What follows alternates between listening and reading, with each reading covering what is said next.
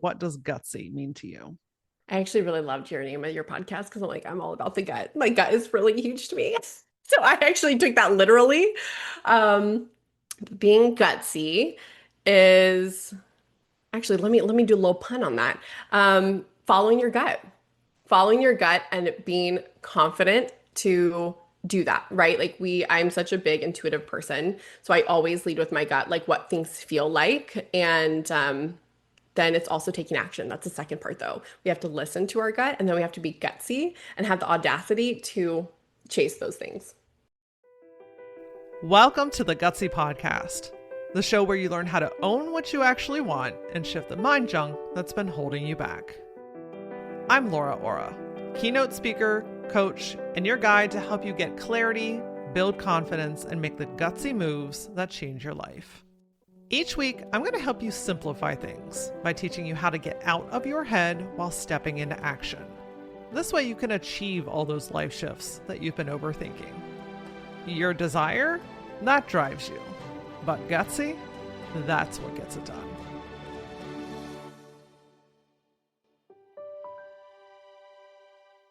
Do you ever feel like taking care of yourself is one more thing on your endless to-do list? If so, this episode is your reminder that sustainable success is built on a regulated nervous system, real nourishment, and habits that actually support your energy instead of draining it.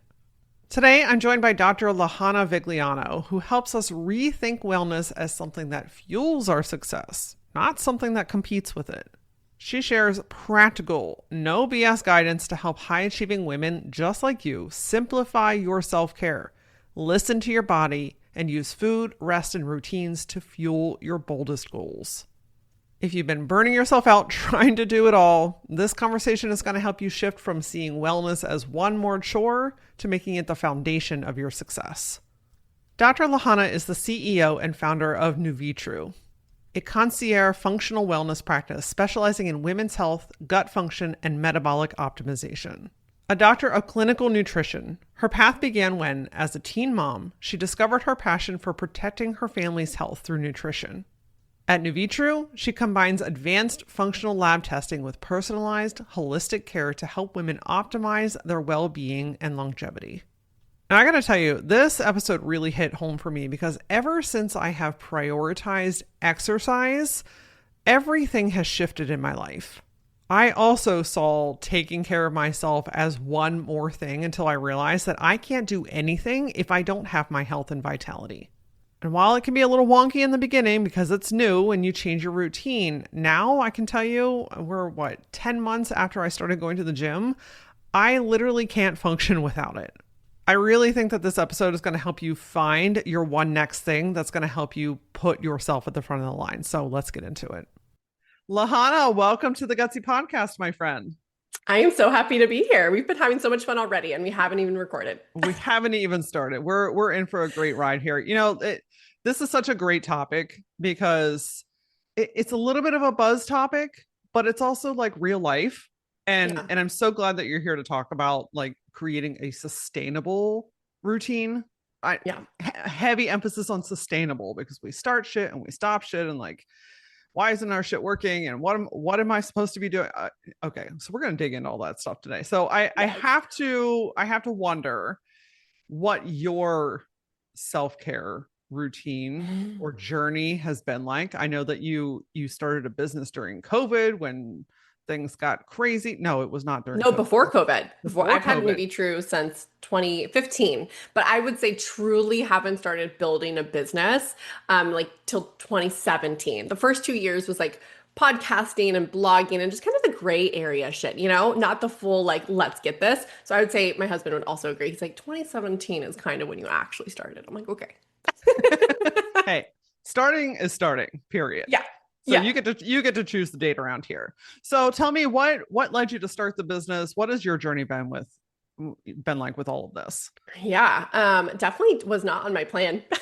I was not the person that was like, I'm gonna start a business. I I guess I kind of always thought I was an employee, but I was the weird 5-year-old kid who knew what they wanted to do and have stuck with it. Granted, I was like the MD route, and so I literally took that all the way until like I was in pre-med in my undergrad, and then I started seeing a pill for an ill type situation, and I'm like, I feel like one that sounds very not interesting at like thinking of my career day in day out just prescriptions, but then also I had my son at 17, 18 years old, and so when you become a mom just changes your whole world and just how you think.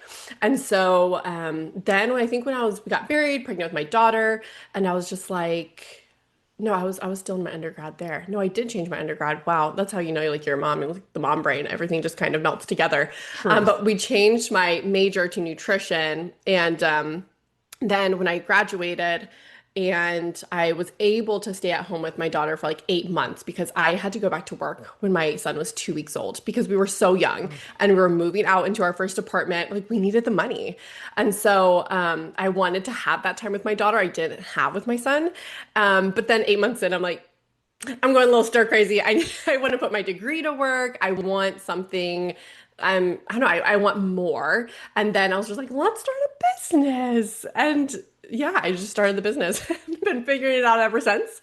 So that's how I got into my career and business. And like I said, I started off slowly, just podcasting, blogging, just building that community and brand. And then when we moved to Austin in 2017, that's when I was like, okay, let's fucking go. It's time. Let's fucking go. I love those moments where you're like, I'm all in. Like Yeah. it's time to do the thing. And it's tough, especially when you have little ones. Yeah. You've got new humans you're figuring out. You've got a new business you're figuring out. You're figuring out life. Like it's just like a lot of like nothing is predictable. Yeah. So what was that season like for you? Like how did you know that it was time to start your business? I think just having that feeling of not unfulfillment because I loved staying at home, but I also wanted to go to school and get my degree because I like wanted a career and passion. And so that's where I always had a passion for health, but I wanted to do something about it. So I think I was just unsettled. I was getting to the days look the same, right? Like you wake up, you take care of the baby, you take my son preschool, then you come home and then it's nap time. And it just became, and I love structure. I love routine, but I just felt like there was more to me than motherhood, which I feel like a lot of ambitious women absolutely understand that. Can we just hold a second for that we can be mothers and want a career? Like somewhere Yes. along the line it was like you had to choose, and in many situations women before us and even current have had to choose. Yeah. But I think a lot of that is around the narrative around having to choose. Like I'm Yeah. the same way. Like I love being a mother. My Yeah. son, at time of recording, he'll be 18 in a couple of months, so that's a whole wild situation of its own. I I had just started driving, so I'm with you. Yes, I listen, I started my first business when I was 6.5 months pregnant with him. So, Wow. I literally birthed a child and a business at the same time. It was wild. Hormones are a crazy thing. But I was the same way. Like I wanted to be there and support him and be there for all of his milestones. And I love being a mother, but it's not my identity. Yeah. I just, when people 100%. ask who I am, I don't lead with I'm a mother. And I'm not saying there's anything wrong with if Mhm. somebody does, but I think just owning that, like, hey, it's okay to have ambitions outside of your home. Yeah, 100%. 100%. And I think it's been really cool though to have them watch me, and you might have similar experience, build something. And I can tell that they're so proud of me. And I'm opening their doors as well up to like what they can do. And the cliche saying like you can do anything you put your mind to. I want my daughter to understand that. And of course, like my son too. But it's been really cool for them to see just the growth, like the back end work from starting like well, I still have a home office, but starting strictly at home and then like building it to what it is. So that's been really cool to see through their It eyes. is. Oh, it's so fulfilling. Super Yeah. fulfilling. You mentioned ambitious women, high achieving women, and I mean that's who's listening, right? I mean, I see you here on the other side of the headphones, my friend. One of the things that I think that because I throw myself in that category, that we struggle with is making time for ourselves because we're Mm, always going, we're always pushing, we're always like achieving the next thing and going after the next thing and like stopping and pausing and taking care of ourselves, not always been top of the line, right? Not Yeah. always been at first, but that comes at a cost. So as we dig into this today, can you tell me, like, how would you define wellness habits or self-care routine? Because I think there's a lot of descriptions floating around, and I think it'd be great to just Mhm. kind of anchor into some context here today. I mean, I think your wellness routine is going to keep you feeling energized, fulfilled, not rushed, not stressed. And if that is, then it's probably not the routine for you. And where you're just feeling wholesome and ready to like take on the day. And I have different seasons where routines are more complex because I have the time, and then seasons where I have to back off and keep it simple. So even just throughout our lifetime, it's never just the same. So even if you have your self-care routine as it is today, that doesn't mean that it's going to be like that in 5 years. You may have to pivot. So I also think just the wellness is also just being flexible with yourself and just knowing that like what you're doing today may look different tomorrow. But wellness is, body, mind, spirit. It's everything in between from physical, emotional, mental. And so whatever is filling up those cups, that would be, considered, your wellness routine that you should put as a priority. I love how you defined it as wholesome, simple. Yeah. I think sometimes this stuff gets so complex that alone is a reason to not continue, or we set this Yeah. expectation, or we go into the high achieving even with our wellness routines or a self-care routine, and it's a 10-step this, or I need a 40-minute that, and it just becomes one more thing. And what's easy to get rid of? Well, That. I think our society doesn't make that easy either because there's always like something on social media of like whether it's cold plunging, that's like that was I mean that's I feel like dying down. But at one point that was like really high and it was like I need to do it, right? And so I think maybe it's also the chase of like trying to find that unicorn, not just supplement, but like lifestyle metric that's going to completely change your life. And honestly, they're just a huge distraction from just the foundationals. And honestly, right now, peptides is having a big moment. But not even just peptides, it's everything. There will be past things, there will be future things, there will always be something that grabs people's attention. And it's like, oh my God, people are having great results. And it's honestly just a distraction, in my opinion. Yeah, I mean, it's marketing at its finest. It's the same as I will sales on say the that. TV or the ads that pop up on your TikTok. I mean, it's very similar. You mentioned the foundations. What would you consider foundational wellness routines? I would say that's our food, our sleep, our movement, and our stress. And that would be very, very foundational. But I do like to add on environment because I feel like that's like a topic that we're starting to talk more about, but just like our environment and like the world around us and toxins are increasing. And that always sounds like more of a fear-mongering word, but it truly is. They're just environmental toxins. But if I had to choose four, it's movement, food, stress, and sleep. Okay, so these are the things that realistically we could and should be prioritizing. Yes. Making sure we're putting good food in our body, making sure we're getting solid sleep every night, prioritizing movement of whatever your body Yeah. needs And it's, or can take. and so many people are like, but I'm doing that. And I always ask, but are you? Are you doing it for you? Are you doing what you think you're supposed to be doing because you've read it on a blog or you listen to it on podcast and you think this is the right thing for, just in general. But I always ask are you doing what you need to do for you? Because it's going to look different. Food's going to look different for everyone. The amount of sleep looks different for everyone. The way that you handle stress looks different for everyone. So I don't ever want people to look at that list and be like, oh, it's too simple. I'm doing all those things, but you're still not feeling well or something's still off. That tells me you're not actually either doing it as well as you think you are, or you're not doing it based on your body. How would you know if you're not really doing it? Like you're doing it, but you're not really doing it. I mean, from what I see, because I would say most of our patients come to us and they're like, I'm doing everything. And I can't lose the weight or I'm still tired. But I'm doing everything. And then when we really go in and like assess and get the data, like I love labs. I love stool testing, blood, urine. Give me your bodily fluid. I'll happily take them because those are the things that we can't see. We have to test for it, even when you're symptom free. So a lot of people are like, my gut's fine. I'm like, well, let's do a stool test. What's the harm? Their gut is not fine because these things are happening on a biochemical level first. Then we get symptoms and then we get diagnosis. So usually those gentle body nudges of symptoms are telling you that there is something that's happening. But it really goes down to just assessing and working like with a professional because you only know what you know. I don't expect everyone to know like what is the right amount of food for me? Like there's like macro calculators and stuff, and that's just one side of it. That's not the full picture. But there's a lot of women that will say, again, I'm eating wholesome foods, and actually a lot of our patients are actually doing pretty decent. They're not doing awful. They're not eating a standard American diet. But even when we get down to the nitty-gritty of like how much they should be eating, they're eating like toddlers. But they're following hunger cues. I'm following when I'm hungry. I'm following like I eat when I need to. But your body may just be used to that. Again, that's your normal. So we need to expand that and see if you can reach a higher level. And we obviously have to fuel our body completely. It's the most important thing.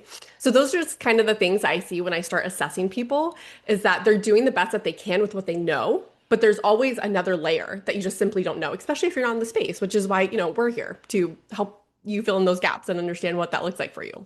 For sure. Are there any like common ones that you might be able to share with us and how to maybe adjust it? Are there like whether it's with food or sleep or stress, like are there common ways like little tinkers that we can make that we might not be aware of right now? Um, like of things that people feel like they're doing right, but they're not. Yes. Okay. My first one would be eating enough. And yes, everyone's number is different, but you better not be eating less than 1,500 calories. That is very concerning because at that point you're, yeah, trying to eat like a toddler. But you would be so surprised how many women's like appetites only really feel like they're hungry 14, 1,500. Because again, it's just what your body is used to. It's what it's been given for so long. And that under eating problem, and this is what I see a lot with women who are just trying to lose weight and feel good and have healthy metabolisms, but they don't want to fuel their body or they don't know that they're not fueling their body, right? And then your metabolism is tanking because the less you eat, your metabolism actually goes down long term. So we're not just here for the short term wins, which is where a lot of those distractions hit. They give us those short term wins and it feels really good. Like, oh, finally found something, figured it out. But long term, it's a different story. So I would say eating enough is like numero uno. Because I'm like, you better not be telling me I'm so tired. I don't know why I'm tired. I'm like, you barely putting gas in the car. Girl, what you expect? So a lot of the times it's like we need to make sure we're sustaining our body with food. I would say stress relief. I feel like at least the patterns we see, um, not that these things are bad, like meditation and all of that. It's amazing. It really can help reset the nervous system. But I think sometimes we need to go deeper. And sometimes our most stubborn results patients are going to be people that need things like therapy, EMDR, really diving deep into like childhood wounds, which I know that sounds like really deep, but I think sometimes we just keep it surface level, which again, there's a time and a place for it. We do need that, but we do need to go deeper and you need to be ready to like go deeper. So I know it takes a little bit to like kind of get to that point. Because I find that those long-term stressors that have been suppressed, they still show up. And that's when I have to kind of like start recommending like that type of journey. Exercise, I would say the biggest thing I see is women are not lifting heavy enough, and as well as they're doing too much cardio. So or they are working out a lot. They're working out, they're like, I work out crazy. I work out 6 days a week. I'm like, cool, you probably shouldn't, to be honest. It's probably unnecessary. Your body needs that rest. And especially because we're ambitious and stress tends to be something we really struggle with, pushing your body through that and saying that like I need working out, which I do too, but there's those intense workouts and there's the mild workouts. At the end of the day, if we're stressed, even if you feel like working out is helping, you're probably just addicted to stress hormones and you feel like you're thriving on it, but you're really not. So I would say that's another thing that I see a lot is they're working out too much and they think it's being good to them, but in reality it's not. It can burn them.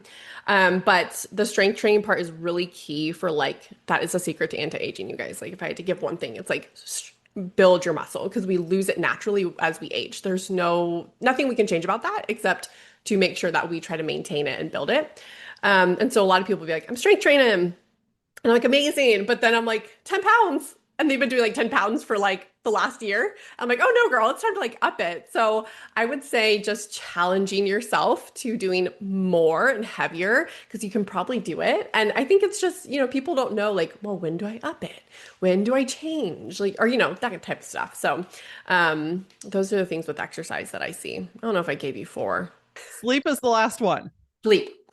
I would say, I think it's pretty obvious of like how much sleep people get. I would say putting that as a priority, and people tend to not. They'll be like, I have kids, I have all these things to do, I can only get to bed at a certain time. I will say, because we will do, I love to do this if people are open to it, but like a deep dive timeline of like their day. Like, I mean, detailed. Like, tell me like the time you woke up, when you're packing your kids' lunches, when you're doing this, when you're working out. Because I like to see where because these are also women that are like, I don't have any time. I'm like, girl, I I'm the excuse remover when it comes to that. I still had time to take care of myself, having teens that are in sports, building a business, being in my doctorate program, and me and my husband were ourselves. We did not contract out. We were remodeling a home. So we were Oh my physically, goodness. manually doing the work. I still had time to take care of myself. Still had time to take care of myself. So I always say, you can't use that excuse with me. We all have the same amount of time, but it's all about like the priorities and, where we place it. So I find that sleep tends to be the thing that can be pushed off a lot because they're busy. But I believe, and I've always found that there's ways to, maybe maximize your day a little bit more so you have time to go to bed. But I would say the Oura Ring is I love mine because that gives us more in-depth look beyond the amount of time in bed. Like I want to see the quality of your sleep. And there's things that you can do during your day that can really help with the quality and like REM sleep. So, I would say some people get caught up in the amount of time when it's also not just quantity, it's also quality of sleep. Got it. What is something that we can do during the day to help improve that quality?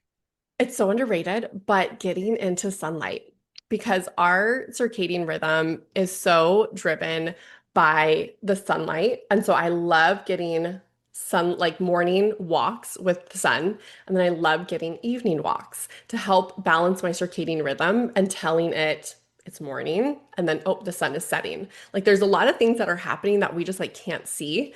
So I would say that's the most underrated thing. And then obviously nature helps. If you're on a walk outside, that naturally lowers your cortisol, getting fresh air. A lot of us are sometimes sitting in front of a computer all day. And I just think getting out in nature and getting the sun in our eyes can tell our bodies a lot about trying to balance that internal clock.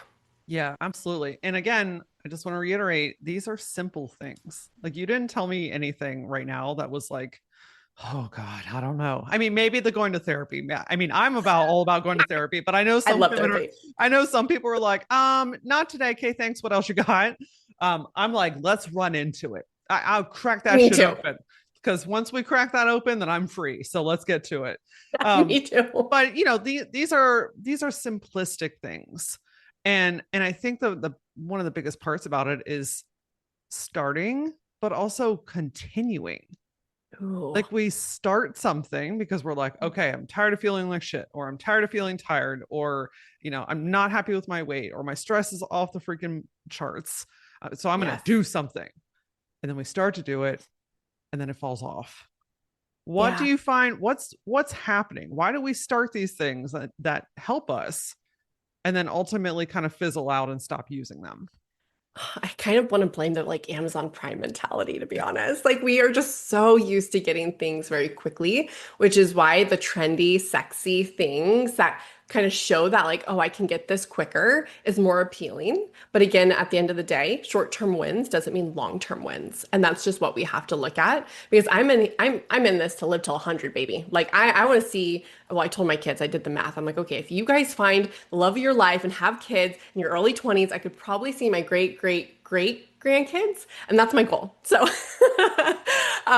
so I am always looking at things longer term. And so I think because we want the quick fix, we have so many things that are fast to us nowadays, like DoorDash and Uber and Amazon and just all these things that I think when it just doesn't happen fast enough, there's a lot of internal frustration when your body is going to do its thing at the timeline it's at that it needs.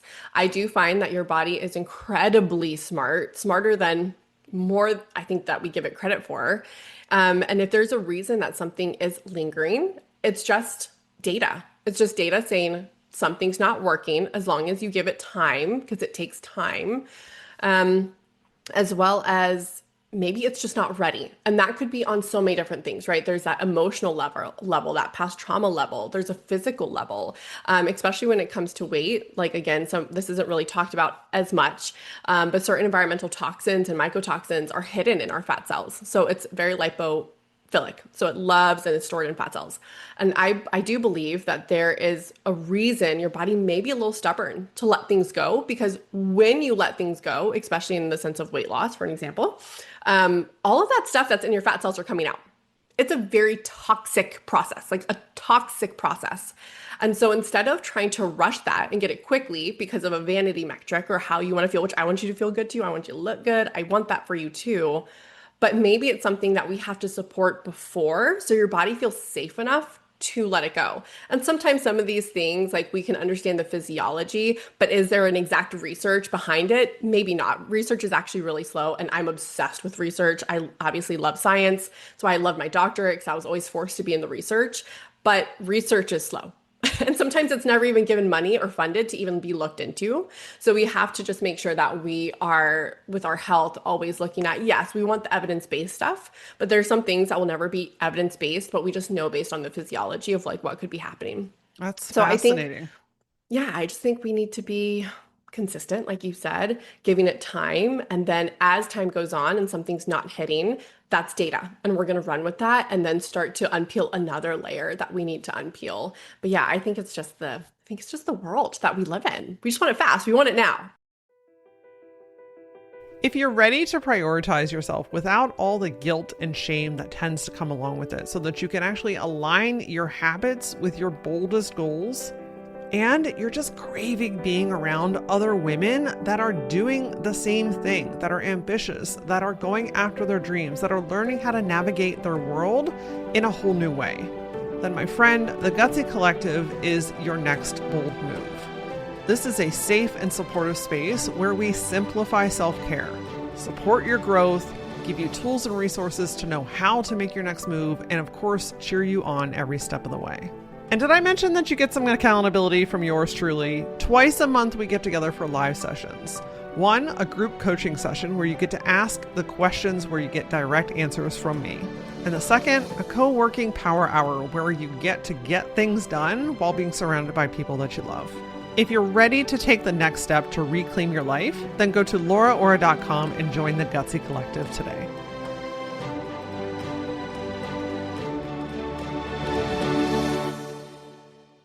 It's so true. Listen, I started going to the gym, what is this, August at time of recording, 9 months ago. And for the first 4 months, I was like, this isn't doing shit.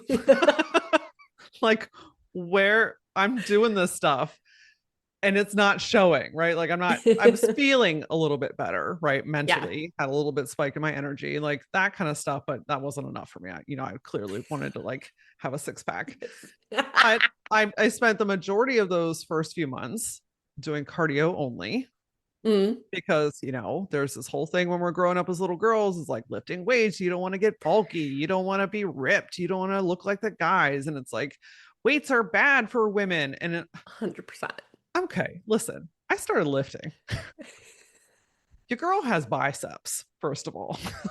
I am so thrilled about these arms that I'm like, every day I'm like, oh, now that I feel these, I don't want to stop. Like, now I know what my body's capable of. Excuse me, get out of my way, please. And thank you. My butt 100%. is lifting. Like, there's a space under my ass cheek. I'm like, okay, there's something to it. But things started to change when I started lifting. And I'm not trying to be like a bodybuilder, but muscle is no joke. It is everything. And so I decided to stick with it, is my point. Yeah. I'm like, I'm feeling good mentally. And if nothing else changes, that's good enough. Yeah. But then I started to literally slowly, snail's pace, started to see results physically. And I was like, oh, okay, I'm on to something. My body is responding well to this. And Yeah. therefore now I have the oomph to want to keep going because now I'm Yeah. seeing it. But it's that kind of dark space in between. I like to call it the hallway, where like you're not like nothing's really happening, but should I keep doing this? That's where people tend to fall off. And I think too, and I love that because I remember the same. I was always stick thin, like so thin. Your girl had no curves. And I was like, well, I'm definitely not getting any, like, I'm just not, I'm more of a natural gal. I don't want implants. I don't want Botox. Like, and, you do you, but that is just not me. I want to be fully natural. But I was just like, okay, so what can I do? What do I have control over? And so I got into strength training of like, well, let's see if I can start building some curves. And I did. But yeah, I remember just working out and also, again, I was stuck in that same thing of like lifting the same weight over and over again and not progressively overloading and increasing my weight. But and then yeah, I would say take pictures though, because your body is changing so tiny that you see yourself every day. So you may not notice it until yes, you're like, oh wait, that's a bicep popping. But there were changes up until then. So I'm always like, take a picture because you still get so used to your body, you actually don't realize the changes until you see it. But I think another thing that makes people kind of shift quicker is because there's so much information on social, which is a blessing and a curse in and of itself.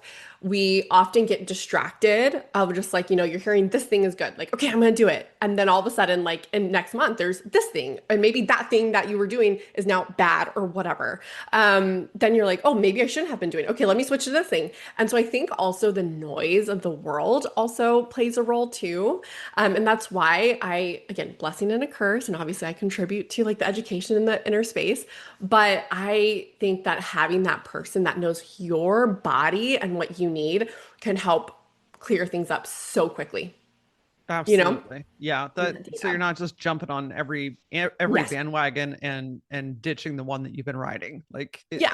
you And don't there's you never don't, consistency. we don't give it long enough to see if it's going to work. Exactly. And then we're out of money and we're out of time and now we're frustrated because it's still not working and it's a vicious cycle. Yeah. You were talking earlier about, you still had time to take care of yourself even when all of that was going on. How do you make time, especially when you are doing all the things, or you have a lot of responsibilities, you are a go-getter? How do you make sure that there is time when it feels like there is no time? Well, I definitely make the time in the sense of I put the stupid basic things in my calendar of eating lunch. I literally mark off my calendar so I'm not having anyone schedule me for when I need to eat lunch. And same with workouts. That is in my calendar. I treat it like a doctor's appointment that I would not want to miss. That's in there. And I think a lot of people, especially ambitious women that are juggling a lot, running a business or climbing up the corporate ladder, and they're just kind of letting people basically, fill in their calendar, like, here's my availability, 9 to 5, fit it in. And they're like, if I have time to eat, I'll eat in between the session. When we really need to start our calendar with what are the things that are going to fill us up and take care of ourselves. We need movement. I typically, this is a little bit unique, but I typically don't start my workday until 10 because that way I can get exercise in, I can get breakfast in, I can do my planning of the day, I can start my day off slow so I can really like rev into the day and go hard. So that's like what I prefer. Some people prefer, and I'm like a late waker upper, like 6:37. So at one point in my life, I needed to be a 5, but then I would go to bed earlier. But I really thrived with waking up earlier, getting so much done before 7 o'clock. Now that's shifted, and I am like a 6:37, but slow start to the morning. So I put that in my calendar. I don't let go. I don't let it go of if I get to it. It is so important to me because I know if I am well, my kids are going to be well, my employees and business is going to be well. That is just that's number one. You got to have a healthy dose of selfishness, as I like to say. So that's honestly how I put it in. You just Again, put it so in. stupid simple, but we I feel like we want it to be complicated. Like I think Or that maybe we want it to be just so natural. It doesn't take any thought.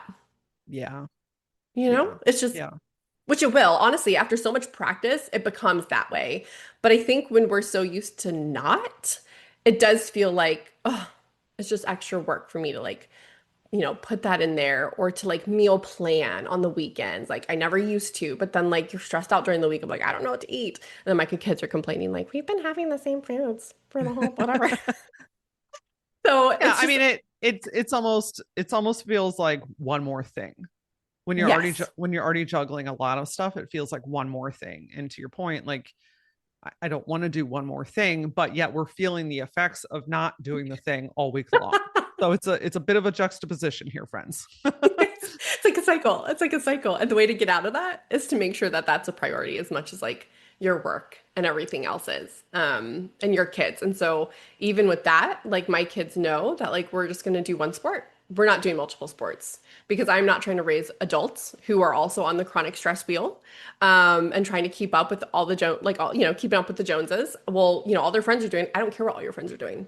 I'm trying to make sure you're growing up being regulated. So as much as you love these multiple things, we're gonna just choose one, and that's for my sanity. That's for your sanity. And I know you don't. They don't realize that yet. But doing that, even just making those little changes in motherhood has been a game changer because now I don't have sports Monday through Friday. I have sports one day a week, right? So it's just I think those little decisions make up your day that feels a lot more open. Yeah, what you're saying yes to, what you're taking on, how you're Yes. overloading yourself and your calendar. I'm same. I'm a 10 o'clock starter. My mornings are slow and quiet and whatever I Yes. need and want it to be, but I Yes. I physically put that in my scheduling link. The first time slot available is 10 a.m. So you Yep. you Yep. have to first make the decision of what you want or need and then put it into place. Like some kind of action has to be taken. And at first, yes, it absolutely feels like work, but once you start to feel the benefits of that, You're you're like addicted. you're like, oh, hold on, what else can I do with this? Right? What other areas in my life can I implement this kind of shit in because I have time? Oh my gosh, I have a free morning. Oh, my stress is lower. Oh, I'm sleeping better. Oh, I had time to eat lunch today. Like you start feeling the effects of that. It only takes once or twice and then you're like you're in.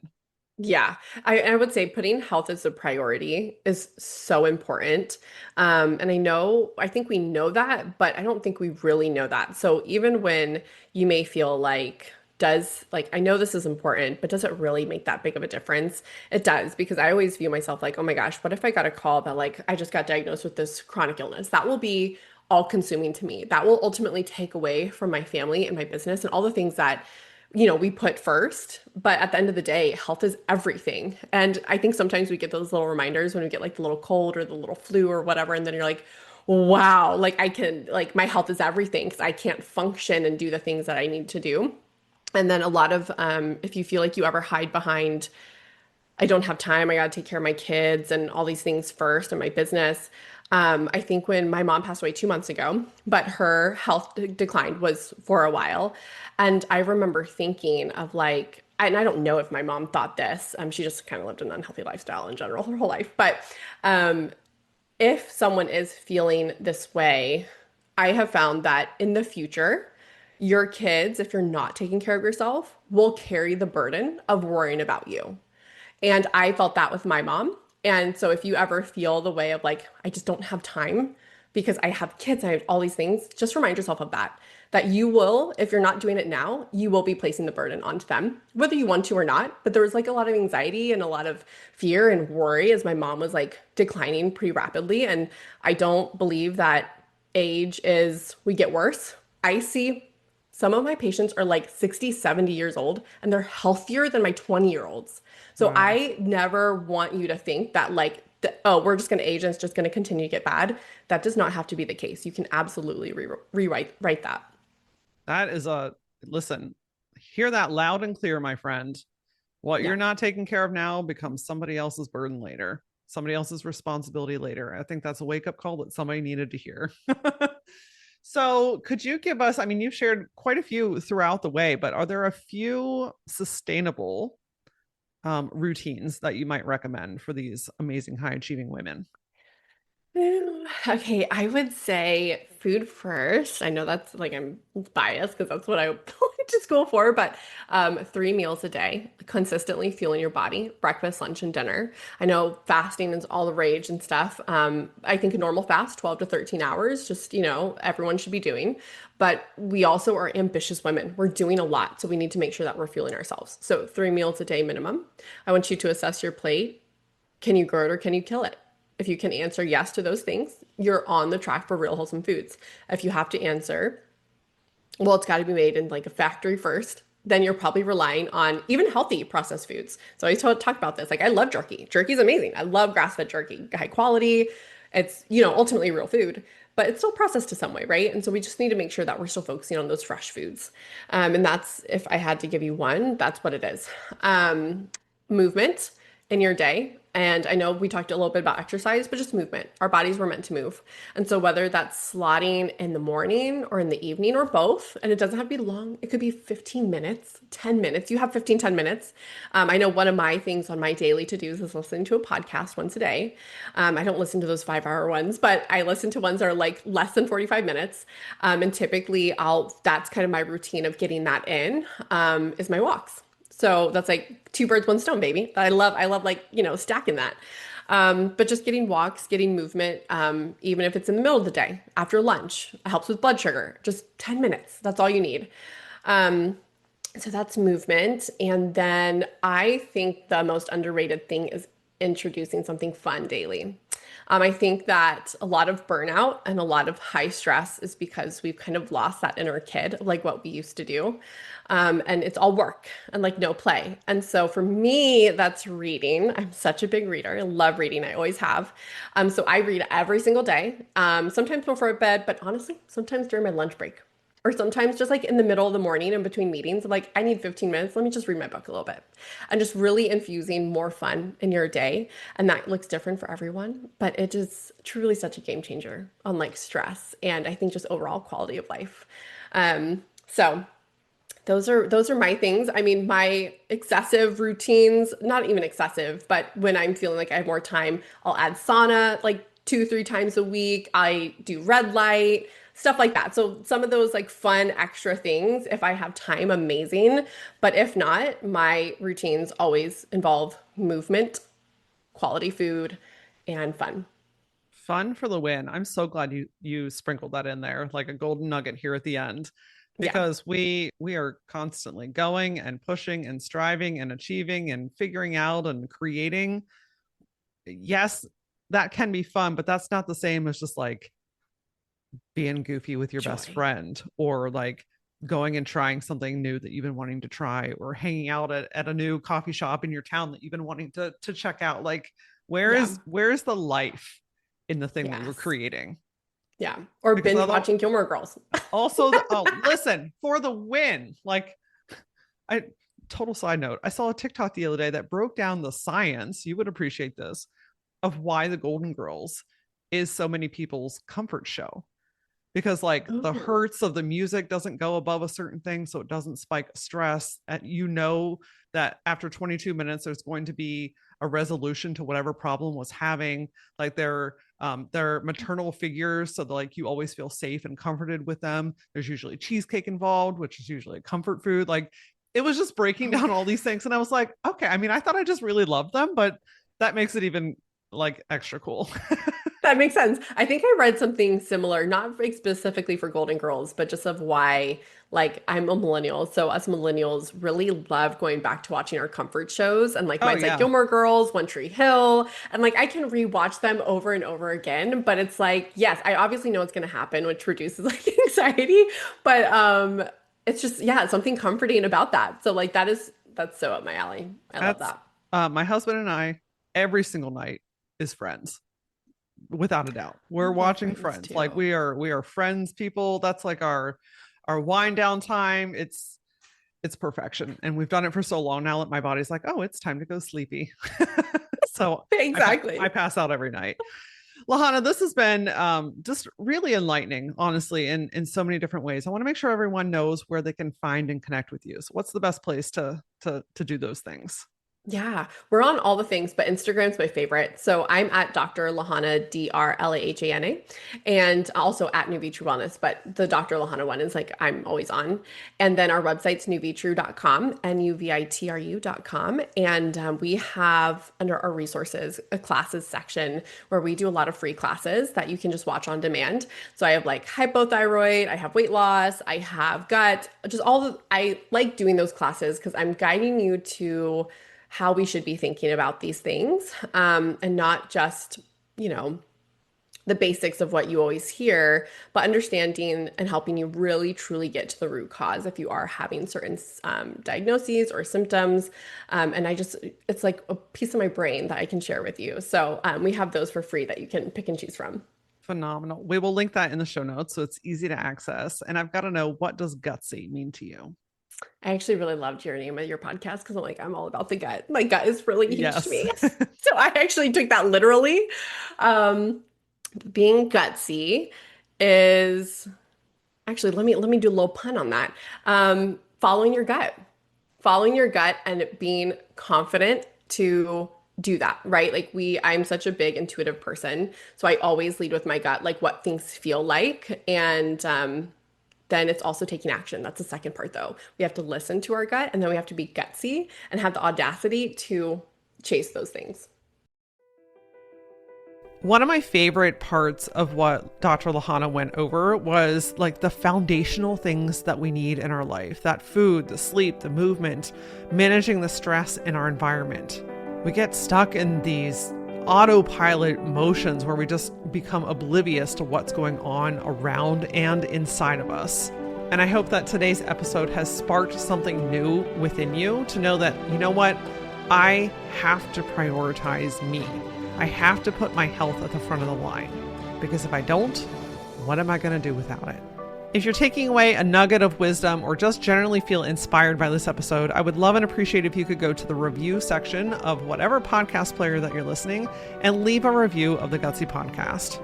This helps other women just like you know that this show is for them too. Of course, you can come find and connect with me, talk to me, send me DMs. I love chatting with you. I am at that Laura Aura across all the platforms. And as always, until I see you next time, stay gutsy.